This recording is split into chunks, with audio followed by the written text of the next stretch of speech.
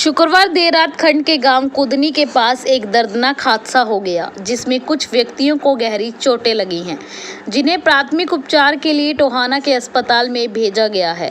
यहां से उन्हें प्राथमिक उपचार के बाद अग्रोहा रेफर कर दिया गया है।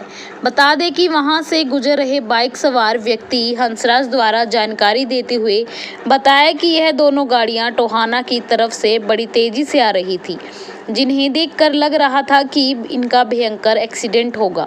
ऐसा ही कुछ दूरी पर जाकर कुदनी गांव के पास उनका तेज रफ्तार से एक्सीडेंट हो गया, जिससे दोनों गाड़ियां दोनों तरफ बनी खाई में जा गिरी। जानकारी देते हुए नंबरदार हंसराज ने बताया कि अमनप्रीत अपनी गाड़ी फॉर्च्यूनर से सवार होकर गांव जमालपुर से कुदनी हेड होते हुए अपने गांव हिम्मतपुरा जा रहा था। वहीं उसके आगे एक छोटी गाड़ी भी चल रही थी। यह दोनों गाड़ियां काफी गति से जा रही थी। हंसराज नंबरदार ने बताया कि उसने इन दोनों गाड़ियों को गांव कुदनी से जमालपुर के रास्ते में देखा था। वहीं जब वह कुदनी हेड के नजदीक पहुंचा तो गाड़ी का एक्सीडेंट होकर पलटी हुई थी, जिसे लेकर अपने गांव कुदनी के सरपंच प्रतिनिधि मदनलाल को इसकी सूचना दी तो गांव के सरपंच के साथ मिलकर वह मौका स्थल पर पहुंचे। सूचना मिलते ही सरपंच प्रतिनिधि के साथ उसके दो लड़के संजय और सोनू भी मौके पर आ गए। उन्होंने बताया कि उस दौरान मौका पर करीब 1 दर्जन व्यक्ति आपस में लड़ाई झगड़ा कर रहे थे। जब सरपंच प्रतिनिधि मदनलाल ने उनको समझाने की कोशिश की तो उनमें से कुछ व्यक्ति सरपंच के साथ उलझ गए और सरपंच प्रतिनिधि मदनलाल और उसके लड़के संजय को चोटें मारी। इस लड़ाई झगड़ा में मदनलाल व उसके लड़के को काफी चोटें आई हैं, जिन्हें प्राथमिक उपचार के लिए टोहाना ले जाया गया है। मामले का तो पता नहीं जी, 2 गाड़ियां थी जी। रैन वाली के पास था मैं, तो उस टाइम बहुत तेज रफ्तार से गाड़ियां मेरे पास से गुजर गई जी। इतनी तेज थी, हद से ज्यादा। तो पर यहाँ पर क्या तो मैं वहाँ से मतलब स्पीड हौली कर ली, थोड़ी अंधेरी सी उठ गई, इतनी रफ्तार थी जी। तो उसके बाद मैंने यहाँ पे जाके देखा, कोई 5-7 मिनट में आगे होना है जी। तो यहाँ पे एक्सीडेंट हुआ अपने। तो क्या देखा आपने? तो एक गाड़ी तो इधर थी, इसमें नहर के अंदर थी बोलेरो गाड़ी, और जो दूसरी गाड़ी तो कनक के अंदर थी। तो मैं देख के हैरान रह गया, मगर यार मैं पहले सोच रहा था एक्सीडेंट होगा, इतनी तेज गाड़ियाँ हैं।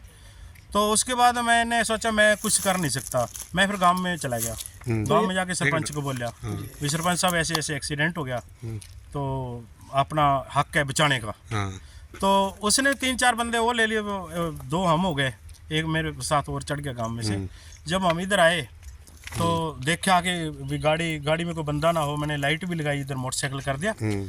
तो उस टाइम उसमें कोई नहीं था, बंदे 2 बाहर खड़े थे, वो देख रहे थे भी कोई गाड़ी में बंदा तो नहीं है जी।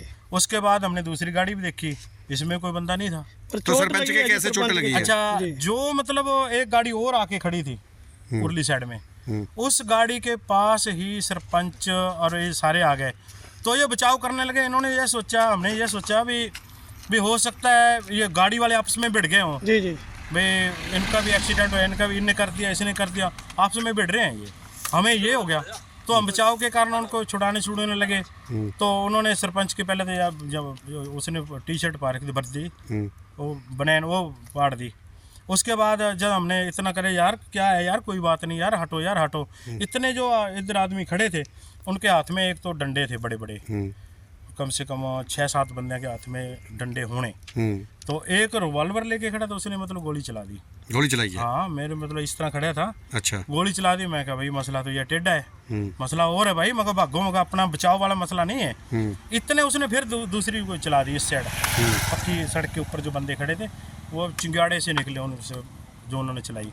तो मैं कहा भाई भाग लो सरपंच, मगर अपना मसला नहीं है, ये एक्सीडेंट वाला मसला नहीं है, ये तो कोई और बात है, मगर भाग लो भाई यहाँ से। जो चोटें लगी हैं सरपंच को लगी है, किसको लगी है? सरपंच ने मेरे को बोला कोई ऐसे कर यार, गांव में से बंदे ला बुला के इनको मतलब बचाव करे।